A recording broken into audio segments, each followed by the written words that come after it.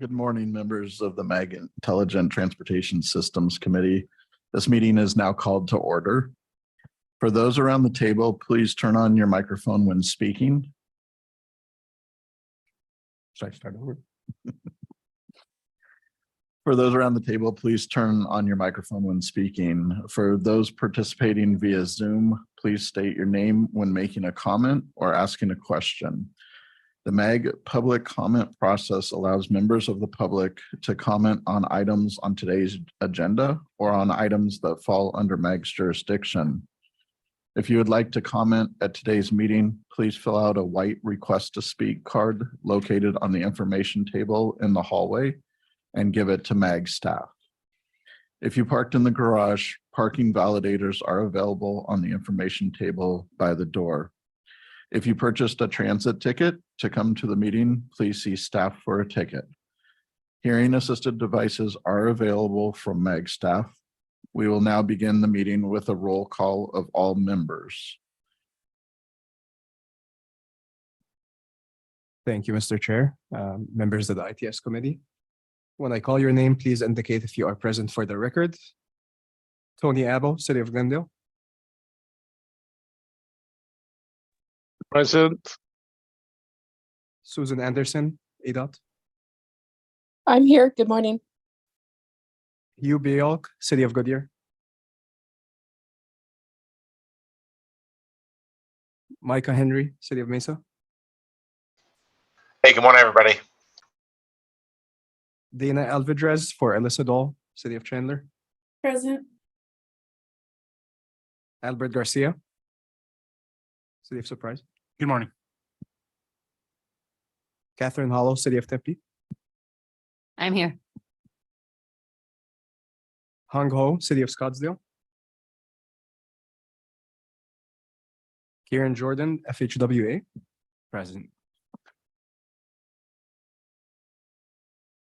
Bruce Littleton, City of Phoenix. David Lucas McDodd. Here. Steve McKenzie, City of Peoria. Present. Eduardo Raudales, City of Maricopa. Marshall Rigo, Town of Queen Creek. Raquel Schatz, City of Apache Junction. Ward Stanford, City of Avondale. Here. Mike Sutton, Town of Gilbert. Present. Christopher Wanamaker, Pinal County. Tessa Wessel, City of El Mirage. John Willett, City of Buckeye. Shea Sang Zhu, ASU. Marty Zeke, Valley Metro. Present. Thank you. Chair, we have quorum. Thank you, Omar.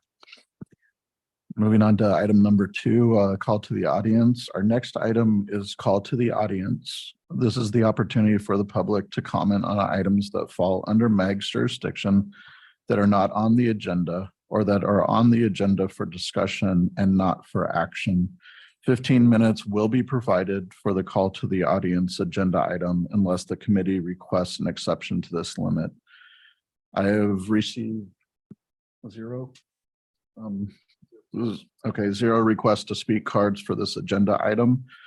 MAG also provides the opportunity for members of the public to submit written comments via the MAG website 1 hour prior to the meeting. Just a reminder, this is for information only. Staff, do we have any written comments on this item? Mr. Chair, we received 6 public comments for the call to the audience. I will start reading them now. The first comment is from Terry Steins of Phoenix. Begin comment. Good morning. Recently, SB 1234, a bill to prohibit photo radar in Arizona, was vetoed by our governor. I believe this is to be a big mistake made by Katie Hobbs. Not only does photo radar cost citizens hundreds of dollars in fines, but it is also an extreme invasion of privacy. Having radar cameras on street corners and taking our pictures goes against the Constitution and our personal freedoms. They infringe on our Fourth Amendment rights, as the government would be conducting background surveillance without a warrant. While some might think photo radar will make the streets safer, there have been studies showing the negative consequences of these cameras. People tend to hit their brakes when they see the camera, often causing chain reactions. The flash of the photo radar is also a dangerous distraction and impairment to drivers. To me, it seems as if the enforcement of photo radar is not primarily for safety, but to make Arizonans pay more money to the government. I would hate to think that Arizona is becoming one of the less free states, but with this recent veto, I am concerned. 16 states have already banned photo radar, and I hope in the future Arizona can join them. End comment. Our next comment is from Carol Winstanley of Mesa. Begin comment. Hello, MAG committee. I am weighing in on the policies that this agency is trying to implement around Maricopa County. For an agency to be looking at policies that affect all of those living in Maricopa County, it is sensible that you look at all the pieces to the puzzle. It appears from what I have researched and found to be the case, MAG is looking to implement policies that they are not able to even determine how much the policies will cost, nor how much they will help in what they are trying to accomplish. Who thinks that putting in policies help in what they are trying to accomplish? Who thinks that putting in policies such as road diets, bus rapid transit, public transit, and adding pedestrian and bike lanes that will create more traffic congestion and try to drive people out of their cars make any sense? ? Prop 400 was initially passed in 1985 to help create the infrastructure to build out our freeway routes and support the people. When it was renewed in 2004, more money was allocated for money pit transportation systems. Now at another renewal, the money should be allotted for the infrastructure that supports what the people want. The majority of people drive cars. Let's stop the nonsense and actually implement intelligent transportation systems. Thank you, Carol Winstanley. End comment.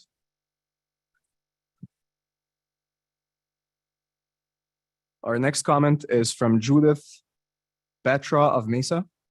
Begin comment. Bus rapid transit lines worsen traffic congestion, damage small businesses along the routes, increase fatalities, especially among motorcyclists, pedestrians, and cyclists, and interfere with emergency vehicles. Their intent is to force people out of their private vehicles. End comment.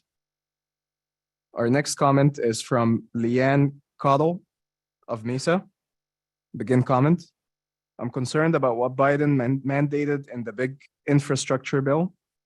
I read that it included a requirement for car manufacturers to put essentially kill switches on cars. Basically, if your car detects that you are distracted or intoxicated, it would take control, pull you off the road, and not allow you to drive. While automatic detection and early prevention of drunk drivers sounds like a great goal, I am very concerned about the unintended consequence technologies such as this could have. For example, some car manufacturers are considering installing a camera in the dash that continuously monitors, records, and tracks the driver's face and uses AI to determine if they are distracted or inebriated. This is an incredibly invasive measure, and I don't think we have stopped to consider other implications it could have on our individual freedoms. But this isn't unique. There are all kinds of new invasive technologies. Is it going to track my face, record it, sell the data, track where I drive, etc.? Will it be used down the road to automatically ticket me for speeding, ? For running a red light, ? For not coming to a complete stop sign, ? For making a right turn on red where it has since been prohibited, ? Will this infrastructure then allow for cities and towns, counties, or the state to start charging me based on how many miles I drive? Instead of toll roads, this will be used to charge drivers for driving on specific roads that governments don't want us driving on. Again, while some might get giddy about opportunities stemming from tech like this, it is invasive. It completely removes the privacy one has driving their own car, and it shouldn't be mandated. The propensity for abuse with the amount of data collected is not worth any of the purported benefits. I'm not saying this committee or MAG is currently considering this, but Biden certainly is. And I don't want Arizona or MAG to try to latch on it. In fact, I want my city, county, and state elected officials to push back against it and protect us from the invasive measures coming from partisans that punish drivers. End comment. Our next comment is from Stephen Boyd of Mesa. Begin comment. The application of advancements in technology for transportation is exciting. Automation, deep machine learning, and artificial intelligence can be used in the future to improve safety, dramatically increase productivity, and provide people with more flexibility in their time and choices. With the US Department of Transportation offering billions of dollars to pursue the adoption of these technologies, now is a good time to pause, be prudent, and to take stock of any and all potential harms that may be incurred as a result. Relatedly, there was an article published at the end of March regarding a scandal in Texas having to do with unauthorized surveillance of our citizenry. A company called Flock Safety, one of the largest surveillance companies in the country, targeted local homeowners association to install license plate readers, who then in turn signed an agreement with the local police department to give access to the surveillance data. This network of license plate readers surveilled both private and public roads and was conducted without the knowledge of homeowners or residents. This ultimately led to major public backlash, spilling over to an oblivious city council and the resignation of the police chief. This is unaccountable and rogue government at its worst, and a very good reminder that the road to hell is paved in good intentions. Perhaps the HOA and the police chief believed they were doing an ultimate good, protecting safety and solving crimes, but fire is both a tool and a weapon, and we all must be vigilant and self-critical. If you think you are immune to the sways of power and the safeguards to the encroachment of another's liberty is your own personal self-restraint, then you are almost certainly either naive or even more vulnerable to the pathology of despot. Put another way, if you don't recognize that you too are human, weak, and susceptible to corruption and abuse, then you are even less likely to recognize when you have crossed legal and, more importantly, moral lines. So though this committee should continue to strive for improvement by pursuing new technologies, but we should avoid falling prey to desires or incentives to rush headlong into adopting technologies without deep consideration to the impingements to personal freedom and other ethical transgressions. End comment. Our next comment is from William Breakiron Jr. from Scottsdale. Begin comment. Members of the MAG Council, congestion on the roads is what I believe to be one of the biggest issues in Phoenix area. I am concerned the public transit is receiving more funding than it probably should, and freeways and roads are taking the back seat. A study reported the transit accounts for less than 1% of the travel in Phoenix. Investing more in transit is simply an ineffective use of funding that could be going towards the repairs and construction of our freeways to help with traffic. My mother-in-law, who's in her late 80s, was almost hurt on the light rail because able-bodied men would not give up their seats to let her sit down. People on the light rail showed no respect for elderly, people with disabilities, or people with injuries. Another way to reduce congestion is to coordinate traffic signals. This would cost less than building more roads and would create safer commutes. Please consider alternatives to public transit. The methods I have stated here will reduce congestion and be more useful than additional public transit.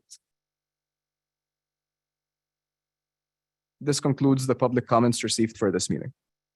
Thank you, Mr. Chair. Thank you, Omar. Our next item is approval of the May 3rd, 2023 meeting minutes. Does any member of the committee have revisions?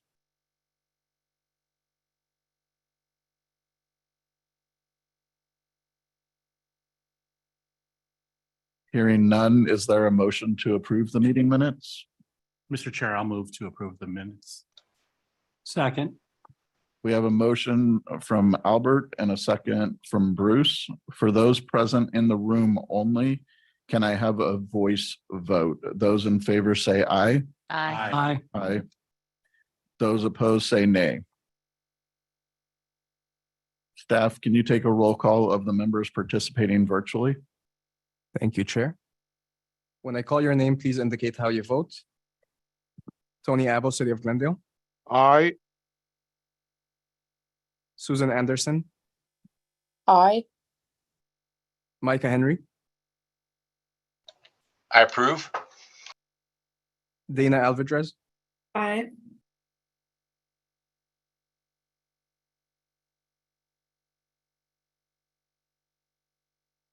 David Lucas, Aye.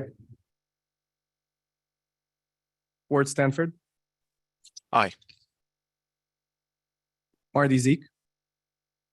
Aye. Thank you. Is there anyone I have missed? Yeah, it's Hugh with the city of Goodyear. I was a late arrival. I vote aye. Thank you. You. Hong with the City of Scottsdale. I approve. John Willett, City of Buckeye, I Marshall. approve. Marshall with Queen Creek, approve.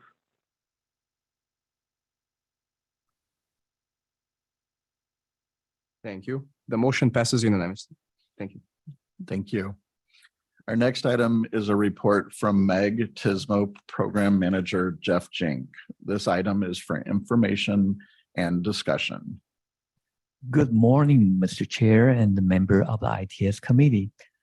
The first item on my report is the federal update.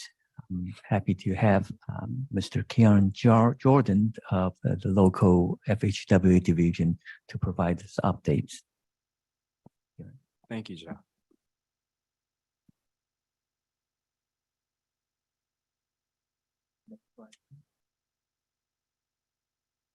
First, I wanted to start off with a congratulations to Mojave County for receiving $1 million in Attain grant funding. The county will be using the funding to deploy 50 sign systems throughout rural areas of the county, targeted at high-speed highway segments and intersections. The project area will include opportunity zones and disadvantaged communities. Next slide, please. USDOT has announced the Charging and Fueling Infrastructure Discretionary Grant, or the CFI grant, is a new competitive grant created to deploy publicly accessible electric vehicle charging and alternative fueling infrastructure where people work, as well as along alternative fuel corridors. The notice of funding offers $700 million from fiscal year 2022 to 2023, and applications are due June 13th, which is early next week. Next slide, please. This slide is just a summary of the available grant applications to keep in mind as time goes on. Like I mentioned, the CFI grant is due early next week, so applications will have to be submitted fairly quickly. Next slide, please. Lastly, I wanted to give an overview of the CMM workshop with AZTech. The workshop was well attended with about 23 participants from ADOT, MCDOT, as well as Aztec members. We discussed the 6 different capability dimensions and averaged a level 3 across all the dimensions. The participants agreed that collaboration between Aztec and other agencies have hit a level 4 in its dimension. And finally, we discussed next step to push the group's other dimensions to level 4 in the future. So I'd say it was a very successful workshop and want to give a big thank you to all those who participated. And that's all I have. Thank you, Karen. On the last item, the CMM workshop is kind of, this is an update to the previous one conducted in 2019. And basically, it asked the participants of the regions to self-assess where they stand in terms of deploying the TISMO according to the 6 dimension. And so it was a very useful process that we all exchange our opinions and also collaboratively define and where we stand in terms of TISMO implementation in this region. Next slide, please. Well, hot off the press, there are 2 trainings of Synchro being offered. As we speak, the second training is going on today and tomorrow. This Synchro is the tool that the regions use for retiming traffic signal. Granted that there are other software out there, but to use this common tool, it achieve the cohesions among the practice between the agencies in these regions. And Synchro training has been provided by MAC for a good decades. And this go around, we would like to thank MAC.gov, who had been providing the training facility. But as of last year, that computer training room was gone. But MAC.gov IT has, based on our request, to set up this training facility, as you could see here, to allow this training to happen. Also, this particular training was the first time we provided some of the seat availability to the on-call consultants that's helping the region to conduct the TSOP project. So we think that a region as a whole, from our public agency as well as these consultants that's serving these regions, to improve this knowledge of the Synchro. And then finally, the curriculum this year is different from what we used to be doing, that we used to use the company that has the Synchro software, Trafficware, to provide this training. But last go around during the COVID, we have to change the format to accommodate the virtual training. But this is the first time that we come back to in-person. That with that, we improve the curriculum by having a different service provider to provide this training, with focus on how we actually use the software, not using the software in generic sense, rather applying to the local scenarios. So I would like to thank Omar for organizing this training, also the overwhelming response from all of you. Next slide, please. Well, here's a quick update. As we approach the end of the fiscal year 2023, we have done a lot in terms of TSOP projects. All those projects in green, we're on schedule of completing them by the end of the fiscal year, which is end of this month. There are 2 projects that needs to be extended due to the implementation issue of the implementation of those timing plan. Next slide, please. While we're on the TSOP project, the next call for project is around the corner. We are targeting the execution of the next TSOP project in spring of 2024. To do that, we have to start our call for project process. So please expect the release of the call for project in sometime July or August timeframe, and then it's gonna take another month or 2 for those approved projects to be approved through these MAC committees, and that will be August and September timeframe. And then it takes time to assign the consultants to each of the projects. And there is a matching process. We will get the consultant who has the best expertise in certain geographic area or type of project to the particular project. And then we'll have to develop the task order. And by the time of January of 2024, we hope we have all these projects ready for kickoff. Next slide, please. Well, I'm excited to provide an update of these upcoming MAC ITS projects for the next fiscal years. Currently, we are finalizing the contracts on 4 projects. 2 of them has been reported previously. Those are the projects that will meant to supplement the regional Loop 101 efforts. The first project is to develop the so-called traffic signal flush plans.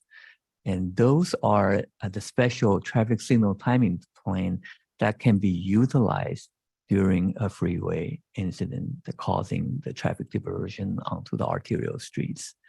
The second project is a planning project to develop a pilot.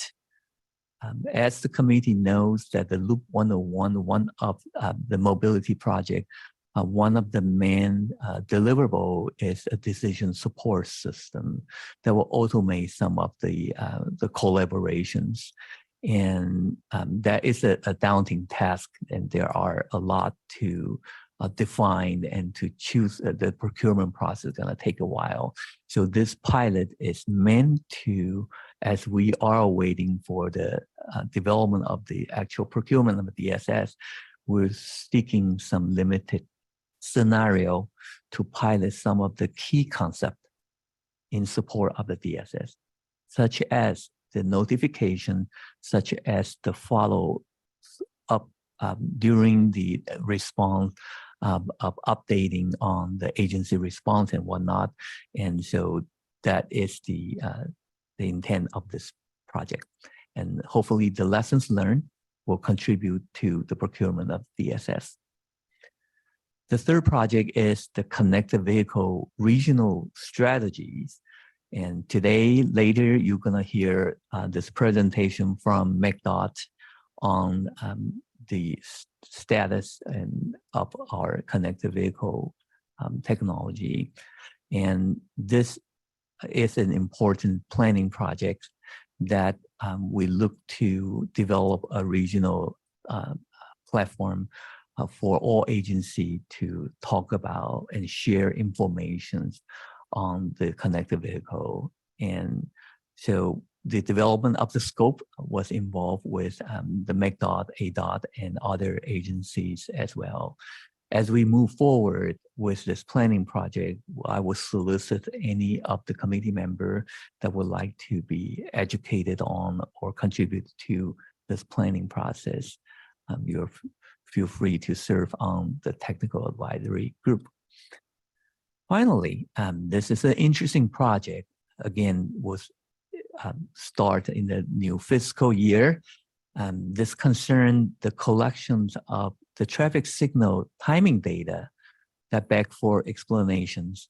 The traffic signal timing data are essential for many things. For TISMO, as we know, the TSOP process started with looking at the existing traffic signal timing data. Also, MAC as the planning agency, that we have a lot of federal mandate to maintain these regional transportation model. The model also required the traffic signal timing data. In the past, we have to obtain those information from each individual agencies, and there weren't a better way to provide those information. There's a lot of information for a intersection, different timing plan, and tons of parameters. So we have utilized like the PDF printout, 50, 60 pages per intersection, and that require a lot of transcoding, re-entering into the specific efforts, right? So this particular pilot aim to automate that or look for the feasibility of automating that process. And this leveraging on what the regions has already been doing of sharing the local agency sharing the so-called SPET data And those are the real-time traffic signal status informations. And out of those SPAT data, we look to synthesize the signal timing plan that actually got executed in the field. With that, our immediate purpose, we will be able to use those information now got synthesized, stored on the website. The TSOP consultant or the agency could go onto this web page to download those information in a more easily consumable format.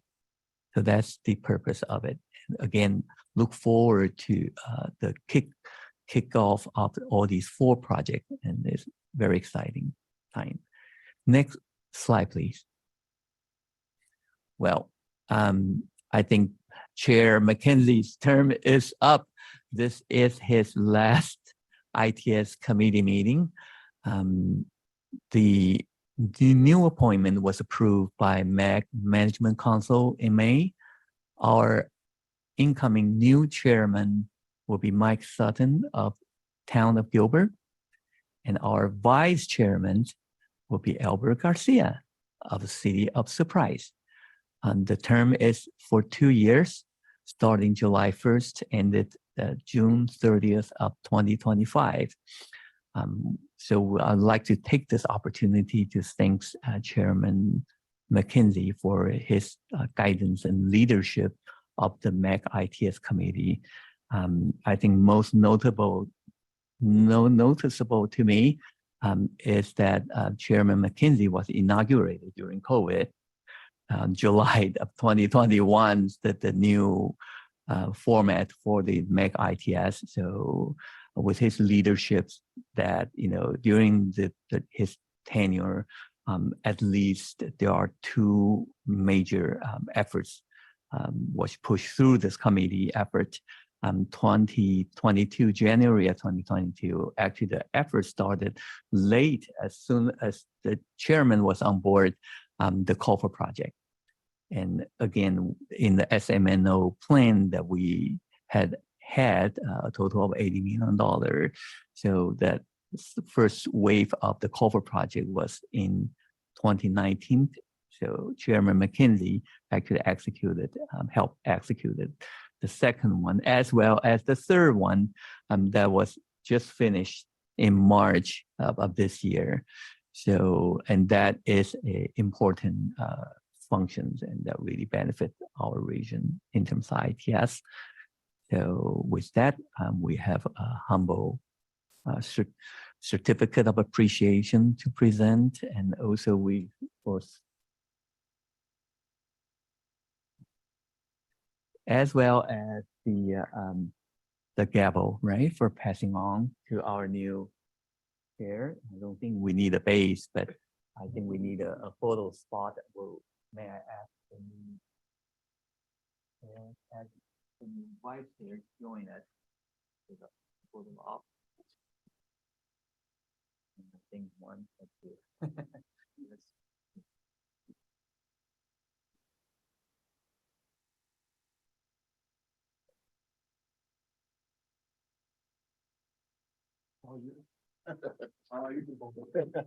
So I would like to ask Chair McKenzie to give a speech. I just want to thank the group on the committee, as well as Jeff Jank and all the MAG staff for all the help. We've gotten through the pandemic and are on the other side of it. I'd encourage, as we move forward, those that are able to attend in person. There's a lot of networking opportunities when we meet in person. And I just thank everybody for this time, and it's in good hands moving forward. So thank you. Thank you, Mr. Chair and member of the ITS committee. That concluded my program manager's report.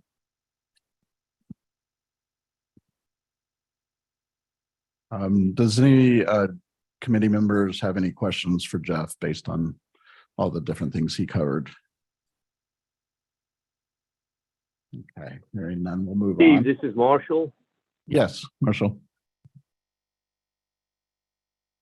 7 years ago, there were these flush plans developed for I-10. I'm wondering if they've been used and if those lessons learned are going to be applied here, and if we're going to have the same success using them here as I'm hoping they've had on I-10. I could let Bruce speak, but I do believe and I'm aware that those plans were used and implemented. But I will turn it over to Bruce for any additional comments. We thank the fact that we did them, and did they get used? Have they been tweaked since? You know, and in that context, was it probably more reaching that it needed to be, that we looked at 3 layers, and have we ever used the 3rd layer? No.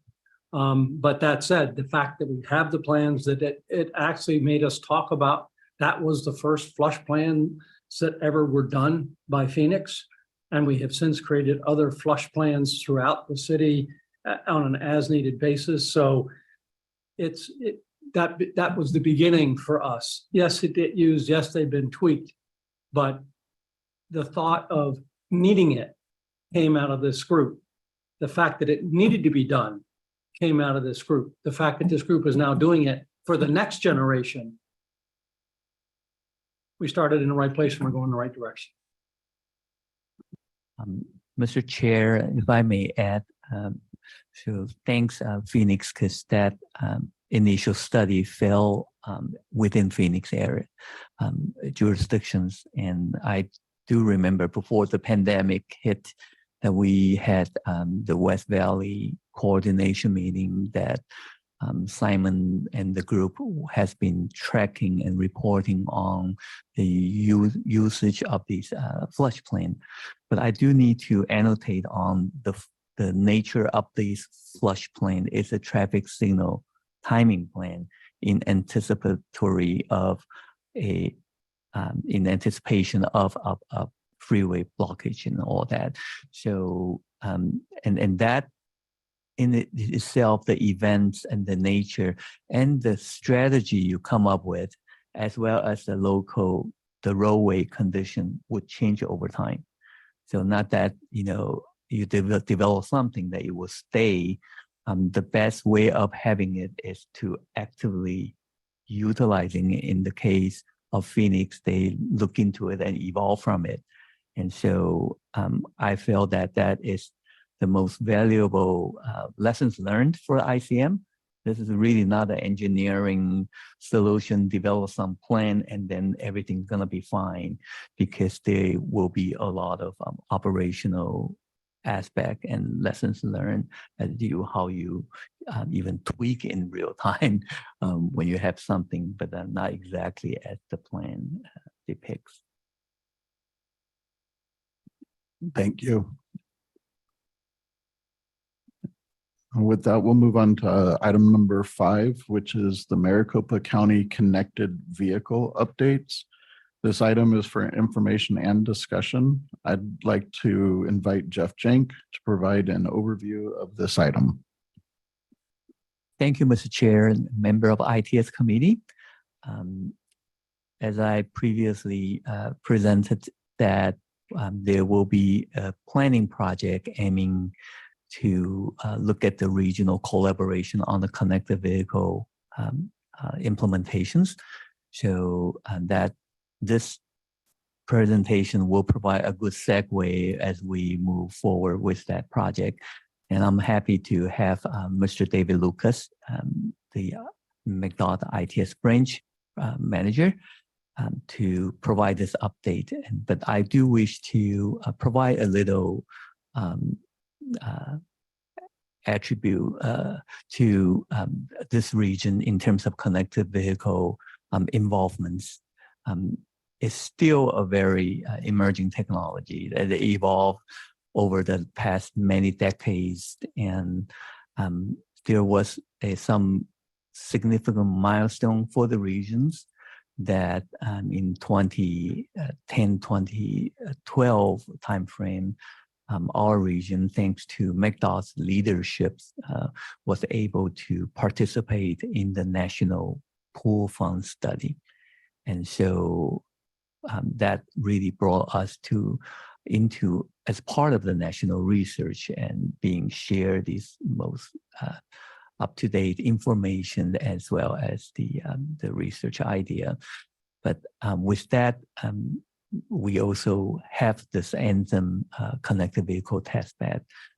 But then there are many things changed. The federal initiative and guidance direction has changed, and as we all learned about the previous, the FCC, they have rethought of the spectrum that was originally designated for these hardware-based connected vehicle applications. So I know this is kind of an old topic. Everybody seems to know something about it, but I think with the latest developments that this upcoming planning project will help everybody to get onto the same page, to get updated on who are the players and what are the standards involved. And I know there are cellular and other things being in talk. So I would like to thank again the leadership of McDOT and the ADOT, who is also involved with these cellular-based connected vehicle pilots. And today I'm happy to have Mr. Lucas to provide this update on where we stand. David? Thank you, Jeff. Will you be running the slides? There we go. All right, thank you, Mr. Chair, members of the MAG ITS committee. So Dr. Jenk asked me here today just to provide you a quick update on various aspects of the connected vehicle space and what's going on in our region. And I'd like to first thank MAG for kicking off this project to develop a regional connected vehicle strategy. There has been a lot of work that's been done in this area at McDOT, at ADOT. City of Phoenix is getting very involved in this area as well. And one of the goals that we want to be able to do is see this become more pervasive within the region, get more local agencies involved, and coordinate our activities so that we're not doing things separately. One of the strong benefits of our region, both at MAG and through the Aztec Regional Partnership, is the collaboration that we have. So this is another opportunity to put our resources together, look at this as learning opportunities, and just grow what we're able to do in this interesting space. Next slide, please. So, like Jeff said, many of you have seen or are aware of many of the topics I'm going to be talking about today, but I'm just going to give you a quick overview. The McDOT Smart Drive program is pretty much the all-encompassing umbrella of the activities that Maricopa County is doing in this area. The Arizona Connected Vehicle Program started back in 2007, and that was a partnership with McDOT, Arizona Department of Transportation, and the University of Arizona. And it began as a research project with the objective of figuring out how this new, at the time, connected vehicle technology could provide applications that enhance traffic signal operations, incident management, and traveler information. And there was a lot of pioneering work that was done in this area. It led to the founding of the Anthem testbed in 2011. And it was one of 7 testbeds in the country that were formed at that time through a partnership with USDOT, which are shown on the map on the right. And the Anthem testbed was part of that national testing area, where different areas were focused on different applications and different aspects of the connected vehicle space. And that's really led to a very important partnership. University of Arizona has become a very strong leader in the space. And as part of their Intelligent Cooperative Transportation Systems Research Program. And that's going to include MITS, which I'm going to talk about a little bit more, the work that they're doing here in Anthem in Maricopa County, field testing that they've done with Sunlink down in Tucson. And they've actually been able to get a large number of students through this program. Since 2010, they've had 9 PhD graduates, and they tend to have 2 to 3 undergrads each year that go through the program. And it's a great way to build our workforce, be able to get them some valuable hands-on experience, and just grow our awareness and our experience in this area. So we definitely would like to commend University of Arizona for their support throughout the years. Next slide. So just to give you a quick high-level overview, connected vehicle infrastructure, and not to be confused with what some call little c connected vehicle. When you're talking about data like that, that's telematics, maybe from the automotive OEMs, Autonomo, Here, Wejo data, things like that. That's not what we're talking about here. Here we're talking about actual infrastructure that allows vehicles to be connected, vehicles and the infrastructure. And what is involved is instrumenting both of those pieces so that they can communicate with each other. So there's a device called an onboard unit that's installed on the vehicle, and then you have a roadside unit that's installed at the infrastructure. And then there's a variety of messages that get exchanged back and forth. There's basic safety message that allows the intersection to know where the vehicles are. There's a signal request message that's used to request priority or some action by the intersection from the vehicle. There's signal phase and timing so that the vehicle knows the state of the signal and what's going to be happening in the very near term. And there's other messages, map, SSM, that are exchanged as well. And the idea of this is to allow the vehicles and the infrastructure to work together cooperatively. And there's a variety of applications that this enables. You can do transit signal priority, freight signal priority, emergency vehicle preemption, vulnerable road user awareness, things like that. Next slide, please. And there's a little animation that we like to use just to show that the vehicle could be a car, it could be an emergency vehicle. You click it again. It could be a freight vehicle. And finally, it could be a road user. That could be someone walking, someone that might be visually impaired and need some additional awareness of what's going on at the signal. So there's a variety of use cases that this type of connectivity provides. And when we talk about an onboard unit, that could just be your cell phone. It doesn't necessarily have to be a device that's mounted on a vehicle. And there's a progression that's happening with this technology and within the industry that I'll talk about more. Next, please. Oh, one more, sorry. And of course, transit vehicles. So there are a lot of benefits of looking at connected vehicles in this way. And one of those is to have a single national standard for all modes of travel, whether it's transit, emergency vehicles, trucks, passenger vehicles, scooters, and that's interoperability. As we know, with various other applications that MAG has provided leadership on in this area, emergency vehicle preemption, interoperability, different standards, different modes is a big issue with that. You have one agency that decides to put in an optical system and a neighboring agency that decides to put in a GPS, or one encodes, one does not. There's a lot of interoperability issues. And using connected vehicle technology for all of these various applications helps overcome those interoperability issues.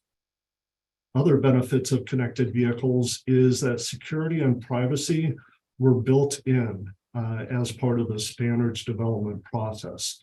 And there are various standards, including IEEE 1602.3, that talk about signing and securing the identity of the messages, so that when you're in a vehicle and you receive a message from an intersection, you know that you can trust that message, that it's not from some nefarious actor on the side of the road that's spoofing messages, things like that, that you can have confidence in the information that's received.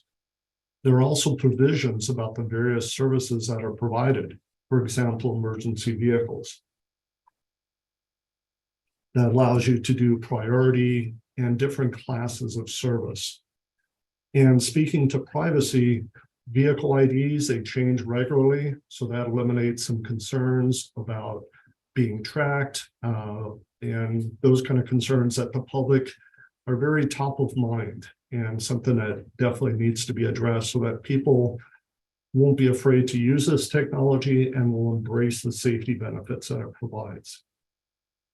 So talking about cost, there's a recognition that cost keeps coming down, obviously, as a lot of these technologies develop and mature. And the hope is that someday roadside units will eventually replace detection. And a big part of that is going to depend on the market penetration. And I'll be talking about that later. Once you know where all the vehicles are and they're all reporting their GPS location, where you know exactly what lane and where they are in space, maybe even where they're planning on going next, where they're going to be turning, what their future route is going to be. There's a lot of improvements to our existing signal timing that we can do based on that information. Similarly, the vehicle units are continuing to come down in cost. There's a change in technology and paradigm that's being undertaken right now. There are aftermarket devices that are available to instrument fleet vehicles. And there's the hope also in the near future that these will start to be installed on OEM vehicles. So that, again, that will help address that question about market penetration.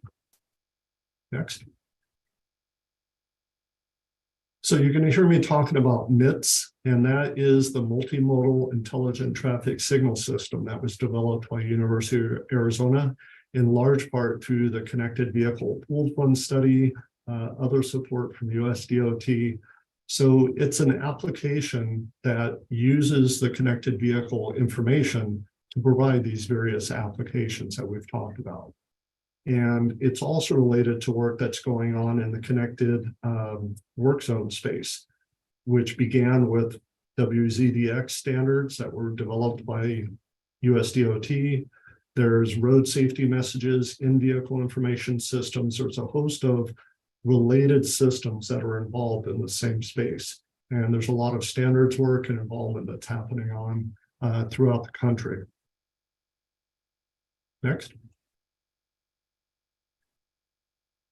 So I alluded earlier to the fact that there's quite a few different projects and efforts underway throughout the region. And this just kind of gives you a geographic example of the different areas that are covered. And I'm going to go through each of these topics briefly, just kind of give you a quick overview and update on each of those. The goal is eventually that, similar to adaptive signal control, where it was piloted in some areas, it's pretty much become standard at this point, where it's just another tool that's in your toolbox that you can apply where it's appropriate. The hope is that connected vehicle technologies will be a similar application or a similar tool that will be available to provide some of these applications, some of these use cases. There's not necessarily going to be a need for it to be deployed everywhere, but it's just going to be another tool, another application, and another methodology to achieve our goal of moving people safely and effectively throughout our system. Next. So obviously it all began in Anthem at the Connected Vehicle Testbed, which has been there for well over a decade. We've got a great partnership with the Anthem Community Council, and they're very interested in this technology. There's additional developments that are going to be happening where we're going to be deploying a large number of onboard units to various fleets and residents within the area to see what the benefit is going to be of getting that higher market penetration. And also to kind of more rigorously test some of these when you have a large number of vehicles that are coming up. When you have an intersection and maybe you have 50 to 100 vehicles that are all broadcasting the messages, what does that look like in reality? Is the processor able to handle all that messaging? Is the equipment, is the software able to handle that? So this provides us a real world test bed and deployment environment where we can continue to revise and refine the MITS algorithms provide some workforce development that we talked about earlier with students and future researchers in this area, and just get more and more experience with some of these technologies as they continue to mature and develop. Next.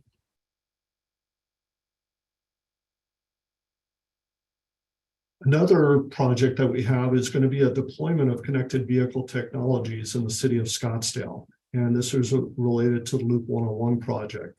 The Loop 101 mobility project was funded by an ATC MTD grant.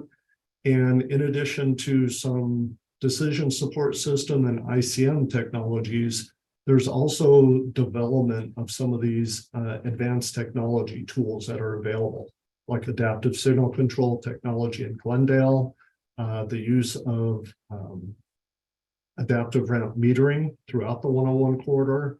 And this also involves the development and deployment of connected vehicle technologies. This is going to be deployed along the Hayden corridor. There's a park and ride lot near the top there.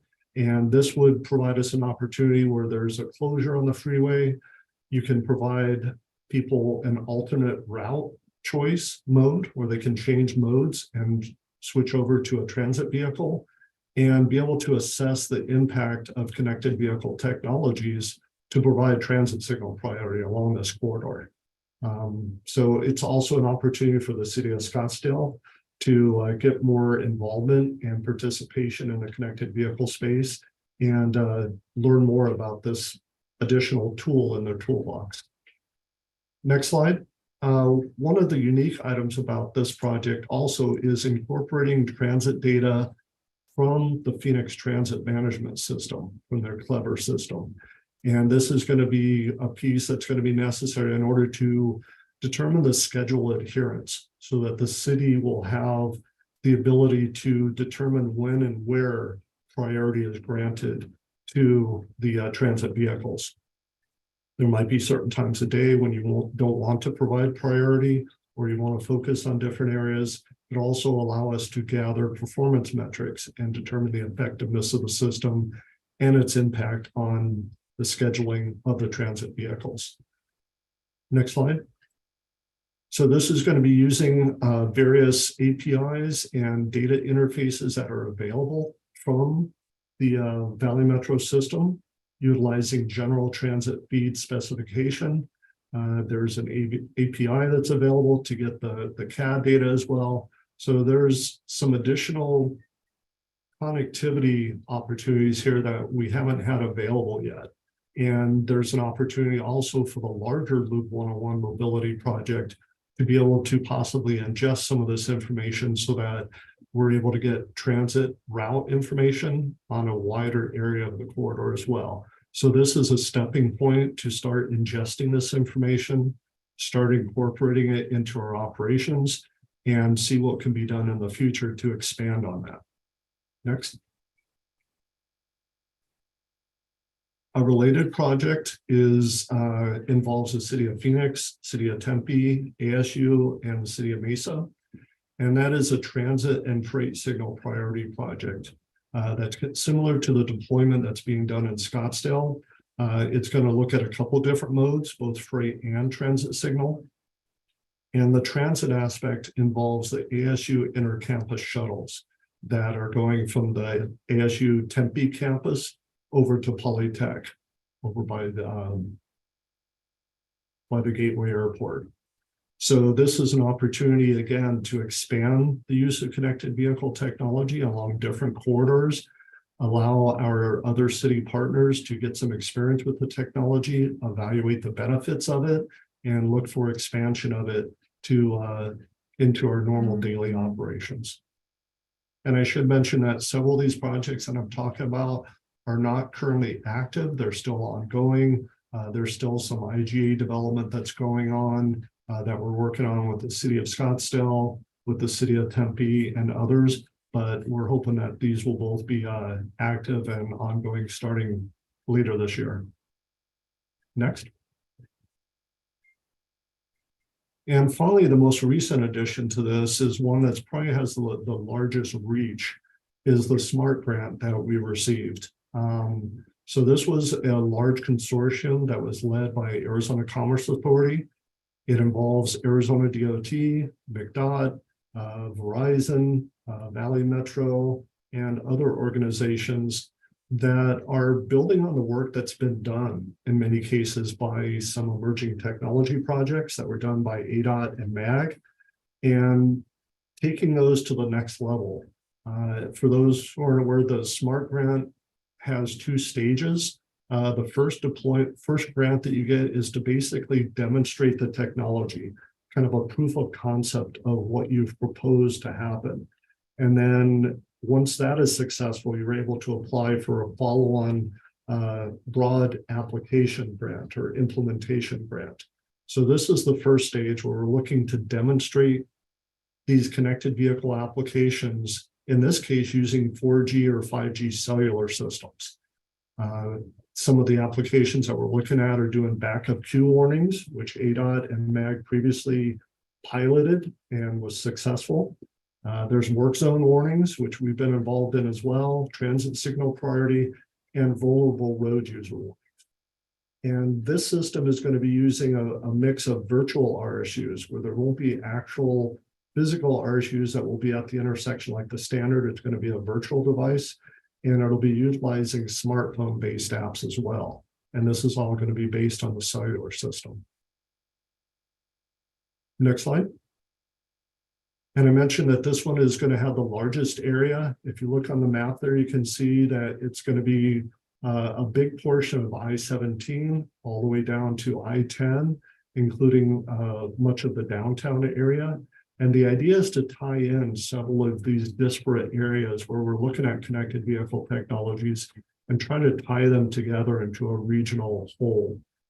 So this involves over 60 miles of freeway and arterial streets. And the plan for this initial step is to include at least 1,000 public fleet vehicles. So again, it's going to be involving virtual RSUs and a smartphone-based application.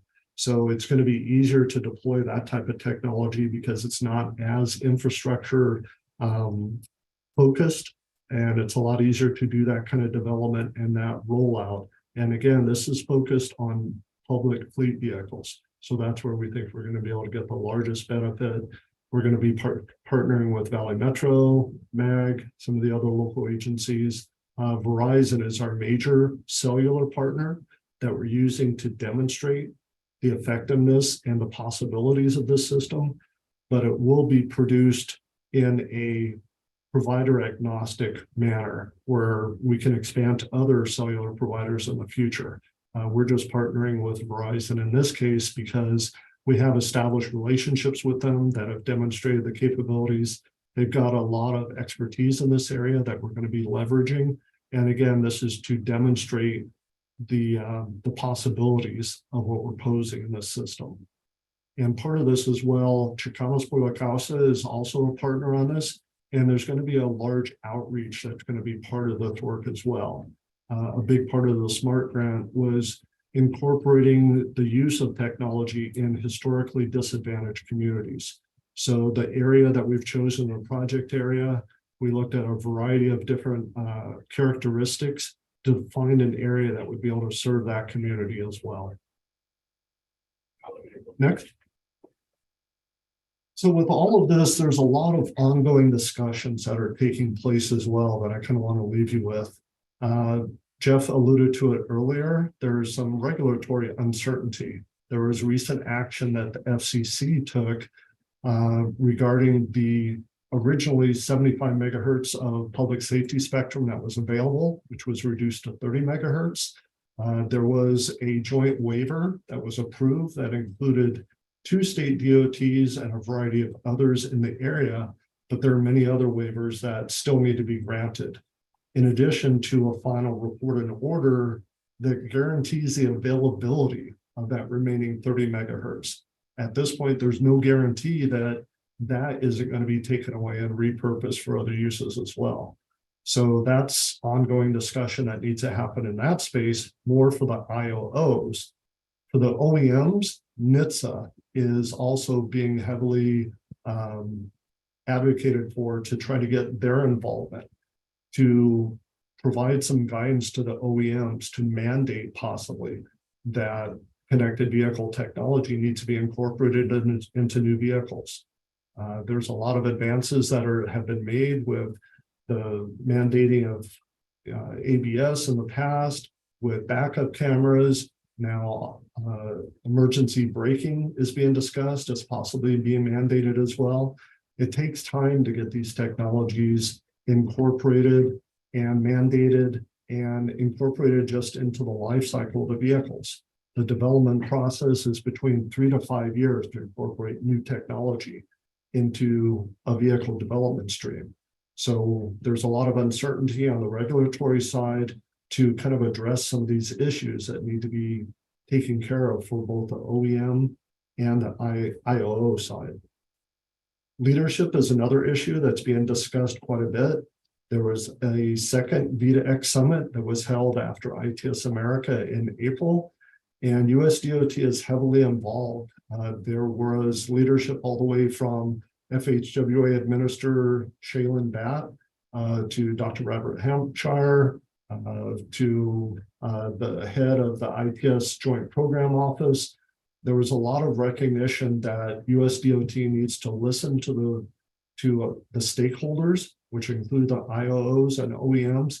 And there's a lot of outreach and efforts that are going on in the space to make sure that everyone's needs are addressed and that the leadership and the direction that needs to come from the government is provided to be able to address some of that uncertainty. There's also ongoing technology developments. DSRC, or Dedicated Short Range Communications, is where we started. We're now moving to cellular V2X, or V2 everything, vehicle to everything. And now there's actually a migration which is ongoing, but there's the emerging area of 4G, 5G, and possibly even 6G as we start looking at using virtual RSUs, smartphone-based applications, and using these kind of technologies. And the last piece always is funding. One of the other parts that USDOT is being asked to provide some funding for those that have maybe been an early adopter and has dedicated funding to DSRC units that are now soon to be obsolete in a few years. Are there opportunities where maybe those can be bought back and we can upgrade to CV to X? Or is there going to be dedicated funding for ongoing work in the connected vehicle space? So as you all know, there's a lot of devices out there already that we all have to own, operate, maintain. And without additional funding to help make some of these advances, many agencies are just kind of sitting back and taking a wait and see attitude, keeping abreast of the developments like this, keeping up with what's going on. But until there's some funding that's available that can fund this new class of devices, many are just kind of waiting to see what happens. And that brings me to my last point on the last slide. Next, please.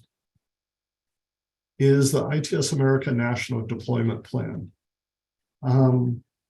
ITS America, the V2X and Connected Transportation Standing Committee asked a task force built of IOO and automotive OEM representatives like McDodd to get together and put together a national deployment plan, kind of as a starting point for what we're hoping USDOT will come out with.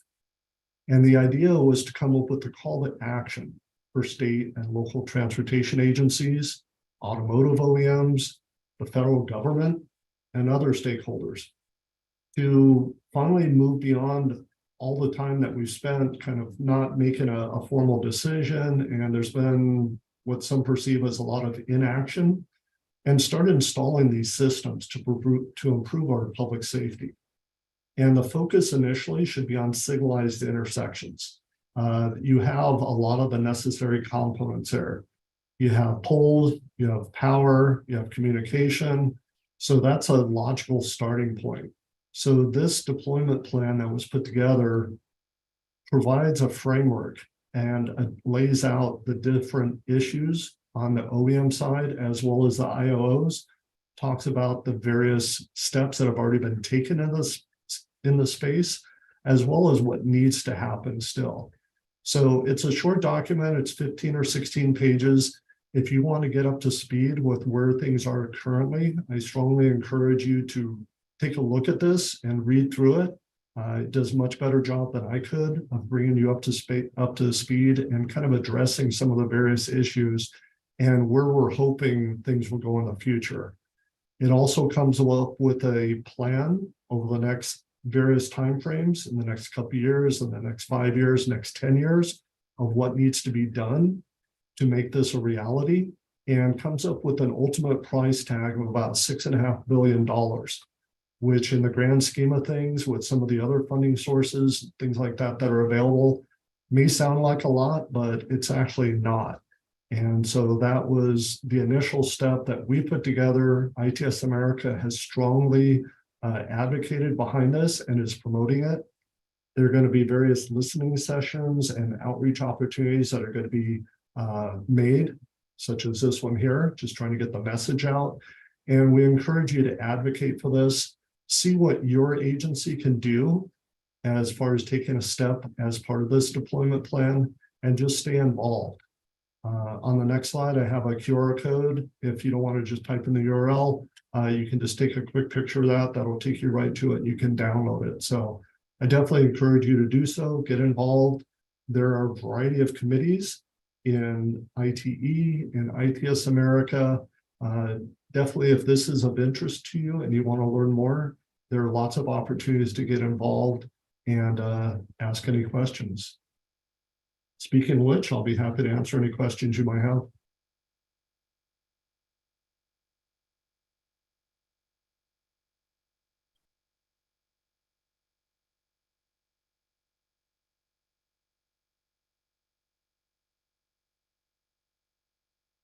Mr. Chair, Right. just a comment. Thanks to David for this wonderful update on the connected vehicle. In our past dealing with the subjects that I feel that to many of the practitioners operating our local traffic signal system, due to the breadth of the scope of this initiative, it always think as a pie in the sky. We know it's the objective of it and the ultimate benefit of it, but it's going to take the collaboration of the vehicle manufacturer, for instance, which there are general agreement in the future. The all new car rolled out of the factory, regardless of brand and model, will be equipped with a method of communication, a radio built into it. So, and I ask myself as a public agency, what's our hype on the things? I feel that this is an opportunity to think from our end as we operate this infrastructure. Traffic signal, for instance, is not a dumb signal. These are computerized systems. And I know in the related activity that we ask the self-driving car manufacturer, is your car seeing the traffic signal as a human eye, or do you want to receive those in a more electronic way, right? And those are all related, in my opinion, that the connected vehicle and autonomous vehicle eventually gonna make driving safer by increasing the level of intelligence of our car that could either assist or allow the human driver, if still driving, to better respond to the traffic conditions. So I feel that this is something not we will worry about or research on a daily basis. However, we do wish to, as a region, to have the spare mental capacity, keep an eye on where it stands and watching the kind of requirements that would entail on the local system. And the next thing we know, it could be like a ChatGPT evolutions, that it will be around the corner. Then the public agency are we ready? And what can we help with this evolution? Yeah, I agree, Jeff. There's there's a lot that I didn't touch on in this presentation. So it is a large space and it does take a lot of time to kind of stay up to speed with it. There's a lot of developments that are going on. But I think just a forum like this, an opportunity, and that's why I think the regional CV strategy is very important as well, so that we can have a forum and an opportunity to lay out a plan for future growth and development in this area, because just like adaptive signal control technology was, a couple of decades ago, that was new, and now it's pretty much commonplace. I think connected vehicle technology has a lot of promise, and I think it's going to be another technology that it may look quite a bit different from what we have now, but the basic idea and the basic methodology is going to be similar. So I think it's important that we work together, stay up to breast as a region in this space, and collaborate and exchange information. Thank you, David, for your presentation, and Jeff for your comments. We'll move on to item number 6. Are there any requests by a committee member for an item on a future agenda? And as always, if there's none right now, if you think of something, please reach out to Jeff or Mag staff. Item number 7, comments from the committee. Beginning with Mike, I would like to invite members to share information related to ongoing ITS related project activities in their jurisdictions. Just a couple of things. We did recently finish up and working with MAG, the TSOP projects that we're working on. We're just waiting for the final reports on those. Everything went well. We actually got a few compliments, unsolicited, from a couple of council members who happened to be driving through, and just said, hey, they wanted to let us know that they noticed, a difference. One of them was on a corridor we had worked on previously, and one of them was on one we worked on recently. But we recently finished. I can't even remember the exact title of the project, but the project we were working on with U of A, looking at whether or not we should go to an adaptive type system or if we should do something else. And recently that was mostly completed. It is not done yet. They're starting to basically gather and compile that information, but there was sort of a final direction given on that for our current state. And so that was interesting. There's a lot of projects that are going on, related. We have our fiber optic strategic build out. It's ongoing. We have a lot of signals, a lot of development like everyone has. But other than that, I will move it over to Albert. No updates for Surprise. Thank you, Albert. There's no updates for Peoria. Kathy. I know, I guess when Mike brought up the TSOPs, ours are almost done as well, and been very successful this time. There's a couple of places where we had having some issues that seem to be straightened out by the proposed changes. So we're really happy about that. No update for Phoenix. Thank you, Bruce. We'll go to those online. Tony.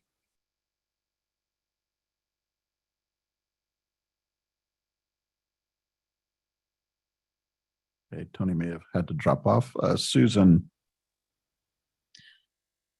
I'm sure there's something. I just don't have the update today. So I hope everybody's doing well. Thanks. Thank you, Susan. Hugh. Nothing for Goodyear. Thank you. Thank you. Micah.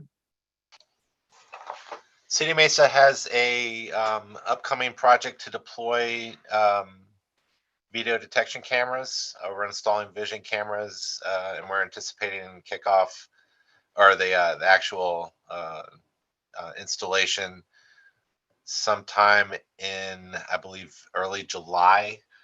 And I just wanted to let everybody know that we are doing lane by lane. We're configuring other cameras for lane by lane detection, and we're implementing the count capacity to do that. So stay tuned to see how well that goes. That's all. Thank you, Micah. Hong, No update from Scottsdale. Thank you. thank you. David? Yeah, a couple of things to report from McDOT. We recently had the kickoff of a MAG emerging technology project with Flow Labs that is going to be evaluating our adaptive signal control technology corridors. Also wanted to give a shout out and a thank to Kieran and FHWA for an excellent CMM assessment workshop. It was a great discussion, a lot of involvement from our partners. And I think we definitely have seen some improvements in some areas and some direction on where we need to go next. So thank you to FHWA Resource Center and the Arizona Division for leading that effort. We're also happy to announce that we have a new staff member, a ITS network engineer that will be helping out Dwayne in that area, managing all of our field infrastructure, our traffic management center, things like that. He's going to be starting on June 19th. He's an out-of-state hire named Eric Lamatska, so you'll be hearing from him. And we're also in the final stages of making a selection on our ITS technology engineer position, and hope to have them on by the end of the month. Thank you. Thank you, David. Marshall? Yeah, we are wrapping up our detector validation study, so we should have that concluded by end of June. So we'll then start looking at some sort of presentation, either at the upcoming conference or maybe at this meeting. Thank you, Marshall. I apologize. Dana, I skipped over you. No worries. No report from Chandler. Thank you. Okay, thank you. Ward? Nothing new to report here in Avondale. Thank you. John? Yeah, sorry, I have background noise. I'm in another meeting as well. Only updates I have is our ADOT project opened up sometime in May. We had a design change to go from several 2-inch conduits to one 7-way microduct, and actually had a huge cost savings. We're pretty happy about that. We're just waiting for the board to kick that project off. That's our ITS down Yuma. And Verado, we have new signals coming on play a whole bunch of this later this year. But other than that, nothing else to report. Thank you, everyone. Have a great day. Okay, thank you, John. Marty? Nothing to report today from Valley Metro. Okay, thank you. Is there anybody else I missed? Hearing none. The next meeting of the Intelligent Transportation Committee will be on Wednesday, July 5th at 10 a.m. Unless you hear otherwise, with no further business, today's meeting is adjourned.